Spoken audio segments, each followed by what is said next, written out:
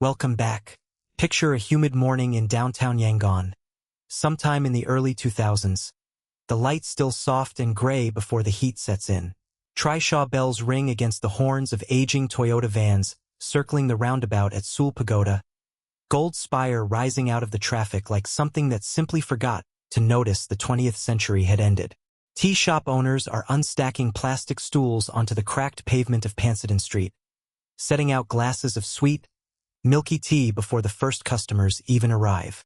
A clerk in a faded longi climbs the marble staircase of a 100-year-old office building, past peeling green shutters and a British coat of arms nobody has bothered to remove, his footsteps echoing off walls that have not been repainted in half a century. Somewhere above him, a ceiling fan turns lazily in an office that still uses paper ledgers instead of computers.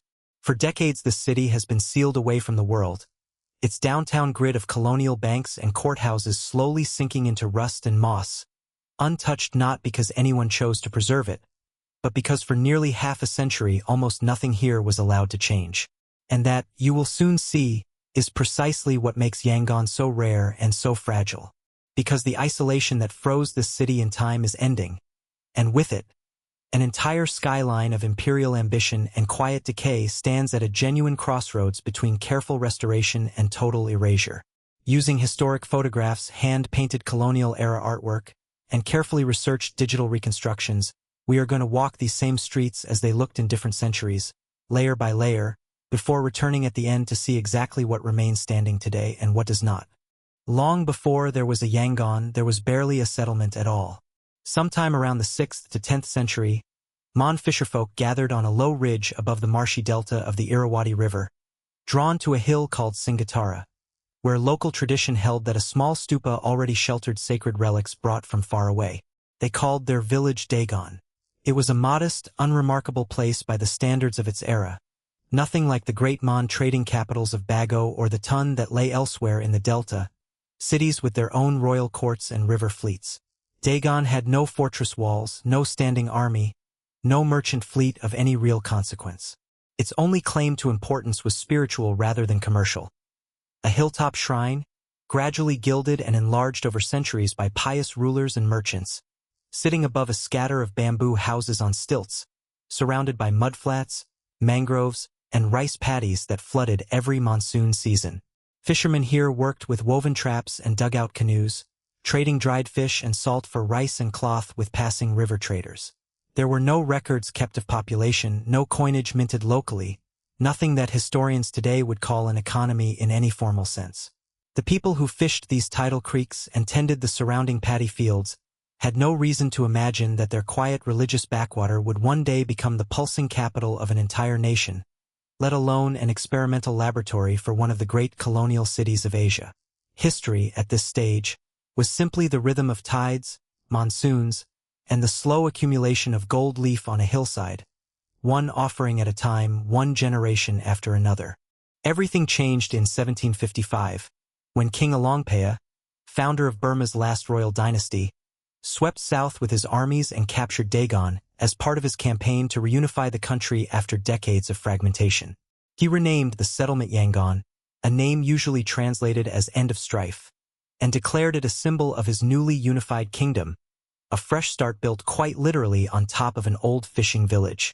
But the city's true transformation into a metropolis came a century later, after the British seized it during the Anglo-Burmese Wars and, mishearing or simply mangling the local pronunciation, began calling it Rangoon.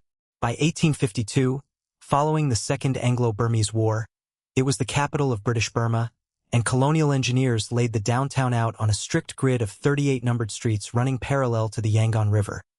A plan so rigid and deliberate it still defines the city's core today, block after identical block stretching inland from the docks. Within decades, Rangoon exploded into one of the busiest ports in the British Empire, its warehouses stacked with rice, its docks groaning under the weight of Burmese teak destined for shipyards half a world away, its harbor crowded with steamships flying flags from a dozen nations. The Secretariat, an immense red brick administrative complex begun in 1889 and finished in stages by 1905, occupied an entire city block, its arcaded corridors and ornamental towers designed to project the permanence of imperial authority. its interior a maze of file rooms, typing pools, and offices where an entire colony's paperwork was processed by hand. Nearby rose the Rangoon High Court in 1911, its clock tower modeled loosely on Big Ben and audible for blocks around, along with a general post office, a customs house, and dozens of banks whose marble lobbies smelled of polish, ink, and river damp. And yet none of it was ever quite finished. Facades were still being added, verandas repaired after monsoon damage, wiring and plumbing retrofitted into buildings that had been designed for an earlier, gaslit century, scaffolding a permanent feature of the skyline rather than a temporary inconvenience. Rangoon in its prime was less a finished monument than a permanent construction site dressed up as an empire's showcase, forever being patched, painted, and expanded to keep pace with a population that seemed to double every generation. At the spiritual and civic heart of the city stood, and still stands, the Shwedagon Pagoda, a golden stupa rising nearly 99 meters above Singatara Hill, sheathed in gold plates and crowned with a jeweled umbrella studded, by some counts, with thousands of diamonds and other gems, its bell-shaped silhouette visible from ships still miles out on the river. Buddhist tradition holds that the site is nearly 26 centuries old, enshrining hairs given by the Buddha himself to two merchant brothers, though archaeologists more cautiously date the earliest structures to somewhere between the 6th and 10th centuries, with an inscription from 1485 marking the point where the pagoda's story moves from legend into recorded history. Layer upon layer of renovation, from Queen Shinsabu's gilding efforts in the 15th century, when she reportedly donated her own body weight in gold leaf, to repairs after repeated earthquakes and a serious fire in 1931, have left the pagoda a genuine palimpsest, Mon foundations beneath Burmese royal additions beneath modern reinforcement, each era leaving its own mark without erasing the ones before it. Pilgrims climb barefoot up covered stairways lined with vendors selling flowers, incense, and small gold leaf squares meant for pressing onto the stupa's surface, the marble underfoot worn smooth by centuries of bare feet. A short distance downhill, at the very center of the colonial grid, the smaller but equally revered Seoul Pagoda anchored civic life in a different way, its traffic circle becoming the literal and symbolic meeting point between the sacred old city and the secular new one the British had imposed around it. Courts, temples, mosques, and Hindu shrines stood within blocks of one another across downtown, a dense stacking of Buddhist, Muslim, Hindu, and Christian institutions that reflected just how many peoples had been drawn into this single strip of riverfront, their bells, calls to prayer, and chanting sometimes overlapping within the same city block. Daily life in colonial Rangoon was loud, crowded, and startlingly diverse.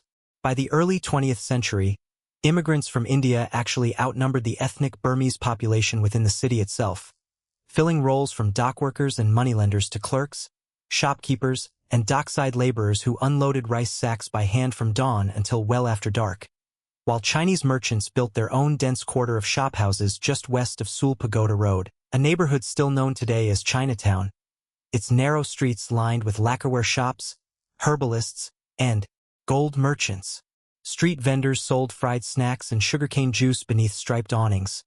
Rickshaw pullers wove around ox carts and the occasional automobile, and the smell of drying fish mixed with diesel fumes, incense, and the ever-present damp of a delta city that rarely cooled below 30 degrees Celsius even at night. Class lines were sharp and visible everywhere you looked.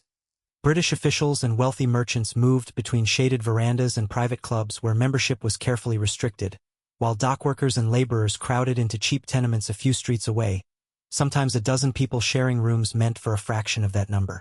Newspapers in Burmese, English, Tamil, and Chinese covered everything from shipping schedules to nationalist politics. And by the 1920s and 1930s, university students were scrawling political slogans on walls near the very Secretariat building that symbolized the power they wanted to overthrow, their handwriting the earliest visible evidence of a movement that would eventually reshape the entire country. For public gathering and civic pride, nothing rivaled the port itself, sprawling for miles along the Yangon River, its wharves handling one of the highest volumes of rice exports on Earth by the early 20th century, alongside teak, oil, and manufactured goods flowing in from across the empire.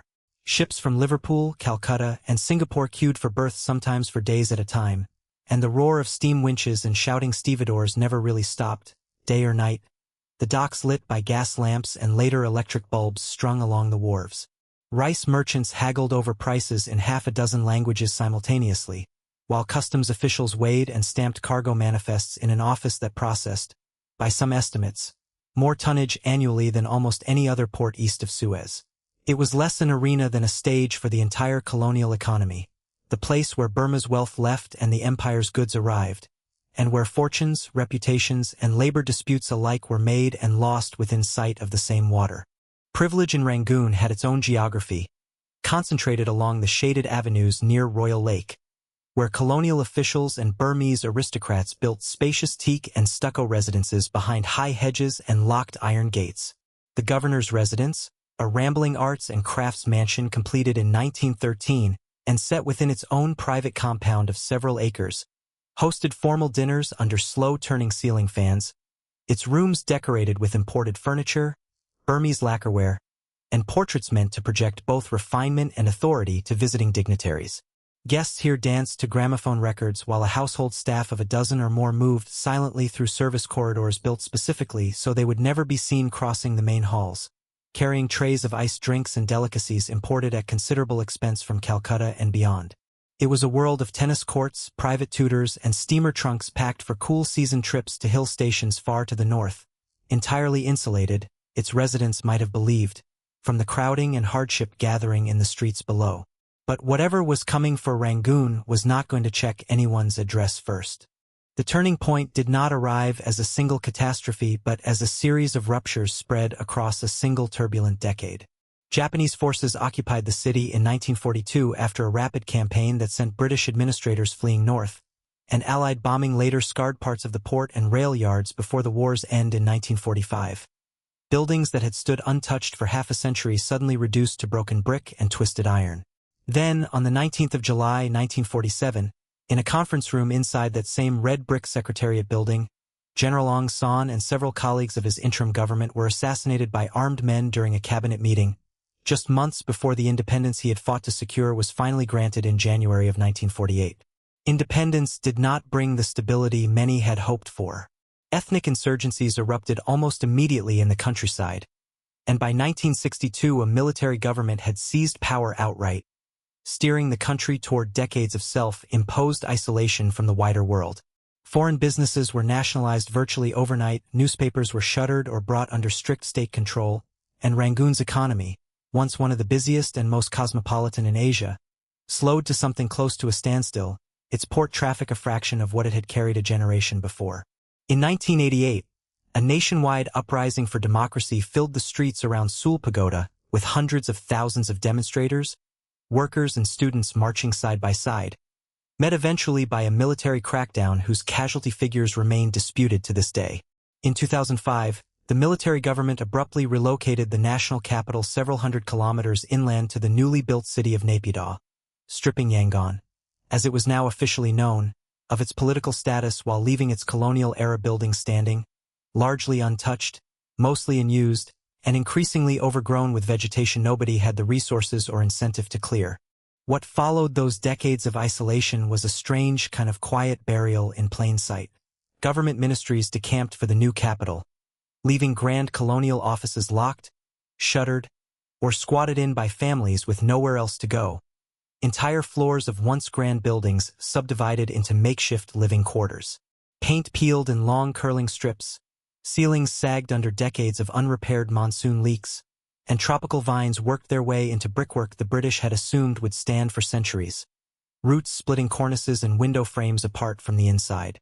Electricity, where it existed at all, flickered on and off unpredictably, and entire blocks sat in near total darkness after sunset.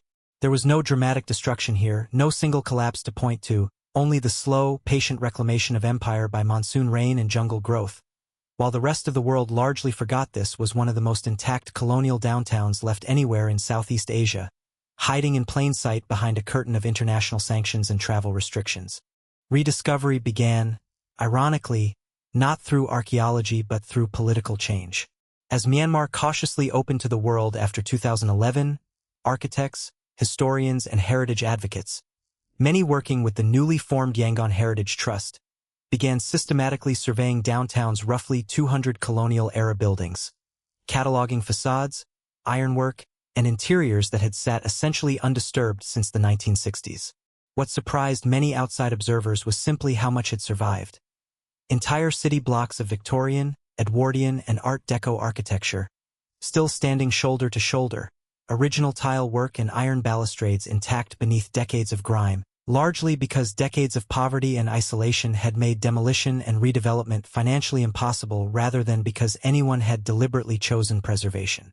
Surveyors found original teak paneling still in place inside abandoned banks, colonial-era safes still bolted to office floors, and hand-painted ceiling murals surviving behind decades of soot and cobwebs, an accidental time capsule nobody had intended to create.